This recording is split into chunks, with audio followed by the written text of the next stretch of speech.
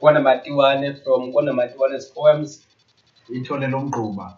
Utholele Rhaminqola phesheya kwencwaza from KwaNamatiwane's poems. Cela undikhuphe Khwapheni. Ndingathanda ndibe ngumphambili kwesi sixeko sentliziyo yakho sokhe uthando nam ndingene emlingweni wothando kwelo nxiwa luzaliswe lucobo lingenamnqatselo nakwinkcazelo engqondweni. Ndiphume kwisithili sobuhlobo okanye sosapho ke nam ndiye kukhankanya kobhulu nam ndibe sesikhundleni.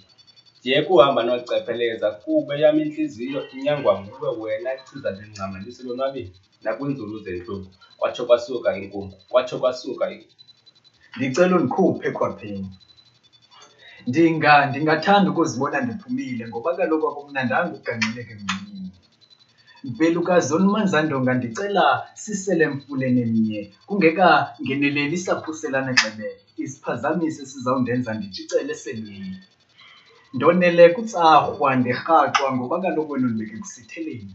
Ndicela undikhuphe kumnyameni undibeke kukhanyeni. Ndicela undikhuphe Khwapheni. Ndicela undikhuphe Khwapheni. Ndicela undikhuphe Khwapheni. Kudala noko ndithwaxe ngumoya koluthando. Ndicela undothule esichengeni. Intliziyo yam seyibugodola kwabo buhlobo ndicela undikhuphe emkhenkceni. Nam ndinqwenela ungenanzulu kwesi sisiba soluthando. Ndicela undikhuphe emkhumbini. Ndicela undikhuphe Khwapheni. Ndicela undikhuphe Khwapheni.